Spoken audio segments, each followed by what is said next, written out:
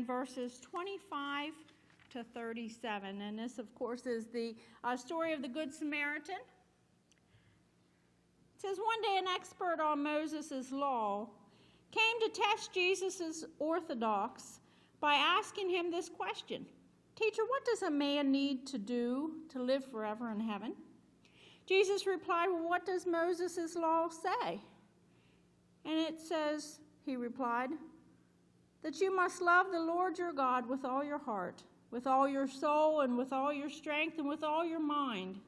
And you must love your neighbor just as much as you love yourself. Right, Jesus told him, do this, and you shall live. The man wanted to justify his lack of love for some of the kinds of people that he encountered, so he asked, who are my neighbors? Or which neighbors am I to love? And Jesus replied with an illustration. He said, a Jew going on a trip from Jerusalem to Jericho was attacked by bandits. They stripped him of his clothes and money and beat him up and left him lying half dead beside the road. By chance, a Jewish priest came along, and when he saw the man lying there, he crossed to the other side of the road and passed him by. A Jewish temple assistant walked over and looked at him lying there, but then he too went on. Soon, a despised Samaritan came along, and when he saw him, he felt deep pity. Kneeling beside him, the Samaritan soothed his wounds with medicine and bandaged them. Then he put the man on his donkey and walked away, taking him with him, till they came to an inn where he nursed him through the night. The next day he handed the innkeeper 2 $20 bills and told him to take care of the man. If his bill runs higher than that, he said, I'll pay the difference the next time I am here. Now, which of these three would you say was a neighbor to the bandit's victim? And the man replied, the one who showed him some pity. Then Jesus said, yes, now go and do the same.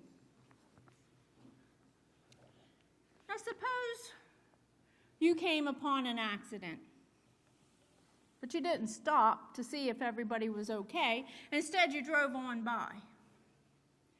You maybe see a lady with a flat tire, and you hope that someone will stop to help as you rush off to the next thing on your agenda.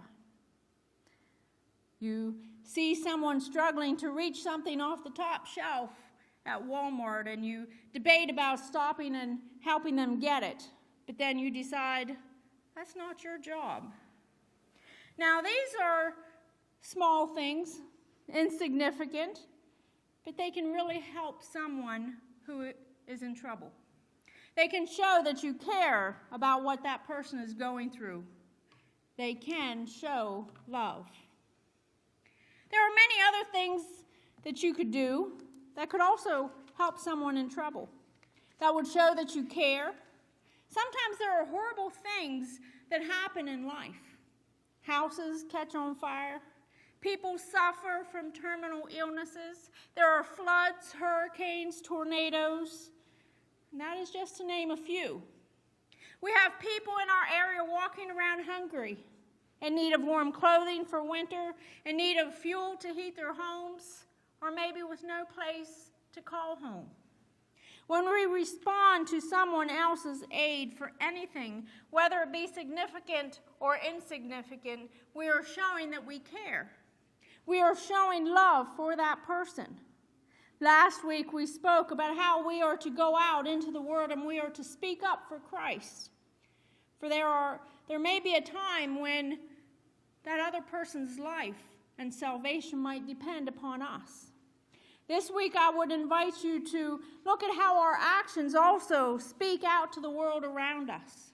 How our actions may lead someone also to Christ. In fact, it has been said that often our actions speak louder than our words. In our scripture passage today, we see a man who has came to Jesus to ask how he can get to heaven. In other words, he is searching for an answer as to how to live his life as a Christian. He is searching to see how to live a life for God. And we can see from the question that he knows who Jesus is.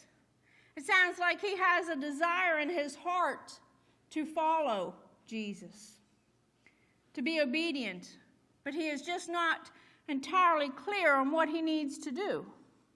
Often this is the same for us. We want to be a Christian. We even know who Jesus is. And we also know that to be a Christian, we are supposed to love people. But most of the time, we are just like this man. We are just not quite clear how to go about doing that. Now, we are told that this man was an expert of Moses' law. He doesn't just have an understanding of the law, but he really has studied it. He has soaked it in. He is an expert. He lives by these laws. They have become a part of his being. But now he comes and he asks Jesus, what does a man need to do to live forever in heaven? And Jesus questions him back, what does the law say? And the man answers and said, you must love the Lord your God with all your heart, with all your soul, with all your strength, and all your mind, and you must love your neighbor as yourself. And Jesus again says, that's right. Now go and do that and you will live. But the man did not truly believe that this was possible. He knew that there were some people that were just not lovable. And so he questions Jesus and he asks, but which neighbors? In other words, he is asking, who should I count as my neighbor? He wants to know who Jesus counts as a neighbor. Too often we ask the same thing, don't we? We too want to be selective in who we love, who we call a neighbor. Why? Because like this man, there have been people that we come in contact, maybe on a daily basis, with that are hard to love. People who are grumpy and sometimes downright mean. They are cantankerous. For all of our efforts to love them, we just don't seem to make any leeway. Maybe they are dirty or smelling. Maybe they have strange behaviors. Maybe they use vulgar language. Whatever it is, they are difficult for us to get close to, difficult for us to show our care for, difficult for us to love. But we see that Jesus is not letting this guy off the hook. And unfortunately, he doesn't allow us off the hook either. Instead, Jesus tells the man a story. Jesus uses the illustration of a man, a Jew, who is found lying beside the road. He has been beaten, robbed, and presumably left there to die. The outlying areas were known to be inhabited by thieves, robbers, and cutthroats. Chances are this man had met up with one of them and had found himself to be the victim of their cruelty. Well, several people have seen him lying there, have seen his bloody body, have heard his moans of pain. The man was suffering. It's not hard to miss, but did they stop? No. A Jewish priest, a clergy, comes upon the man. Surely he would stop, but he doesn't. In fact, he picks up the hem of his robe and actually crosses to the other side of the street.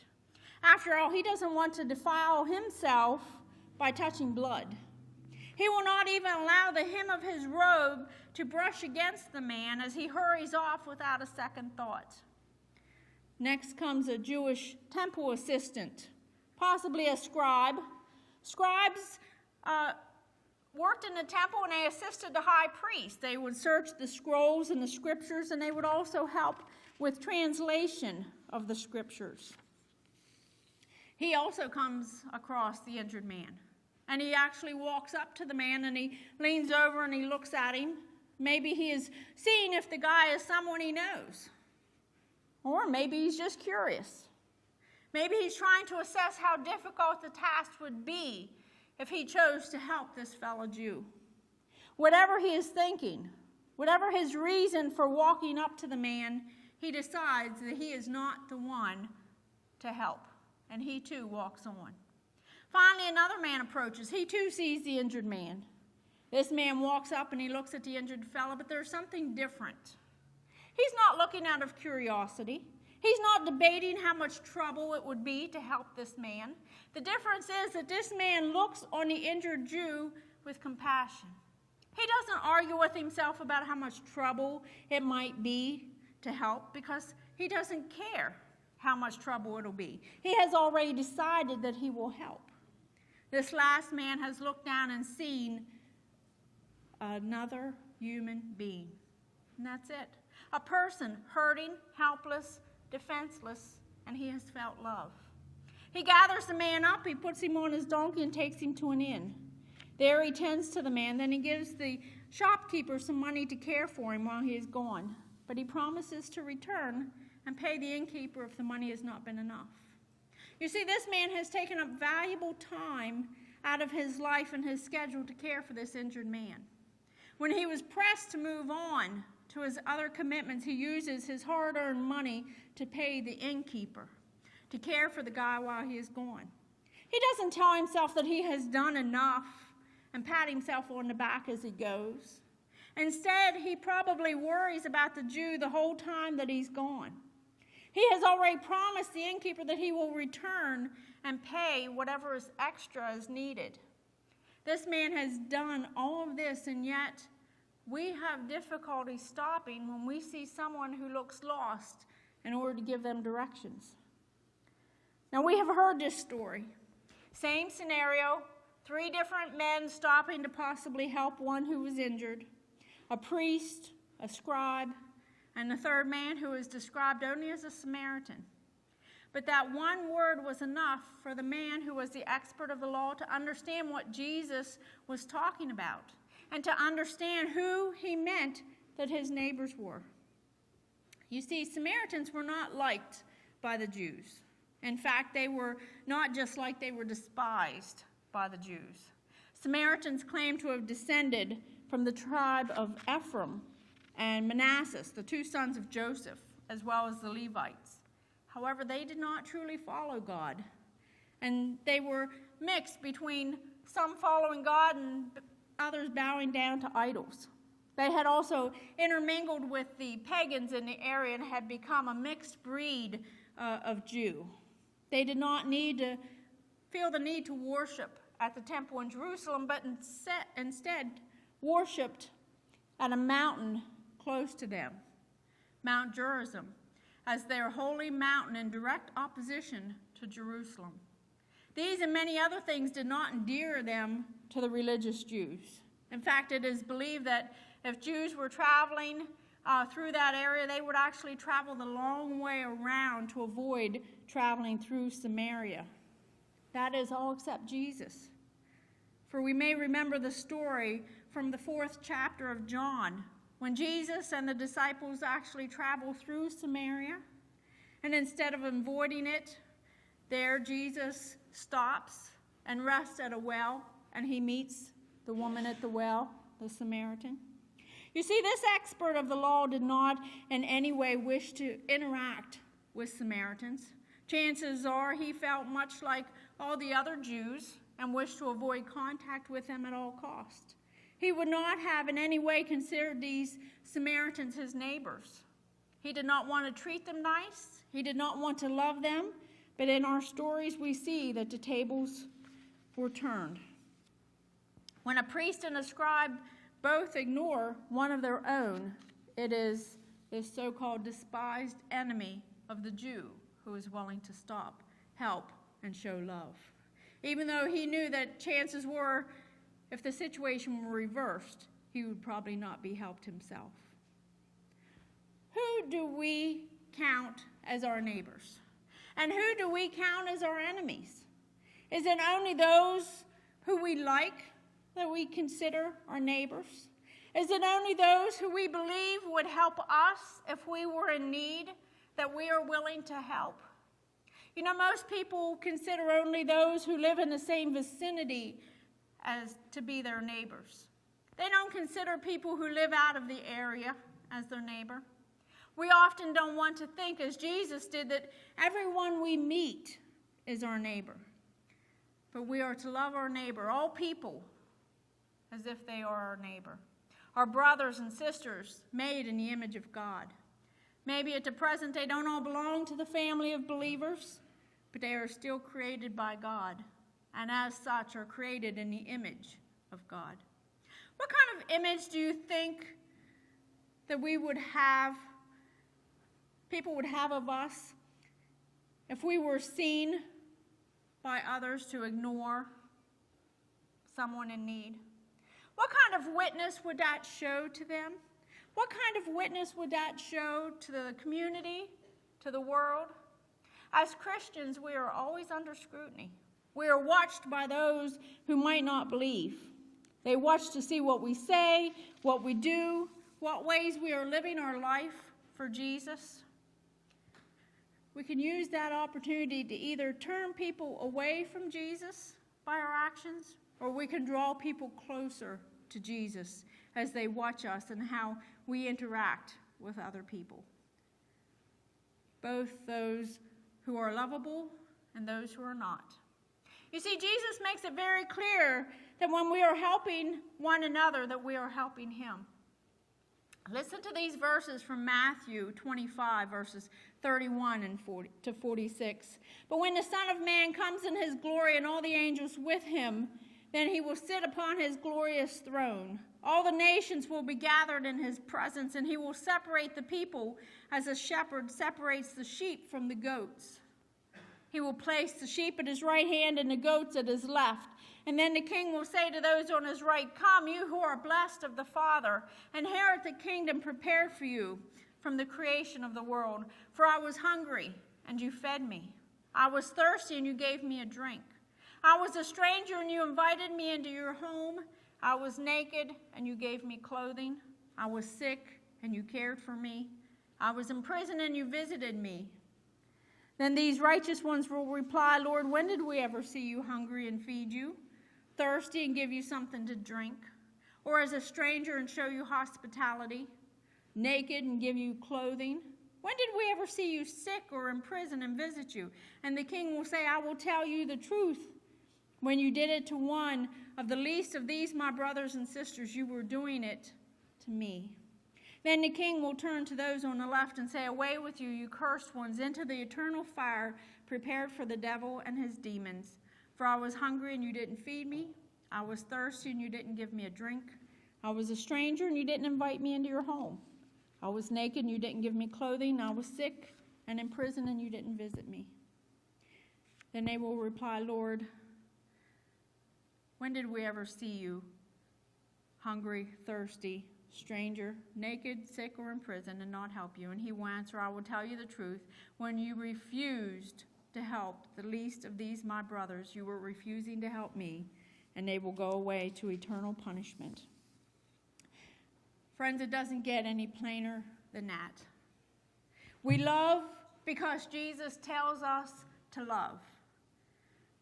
We love others as ourselves because then we are showing our love for Jesus. We show our love for others by serving them because when we serve others, we are serving Jesus. We show our love for others through these actions. The world will tell us that we should not bother.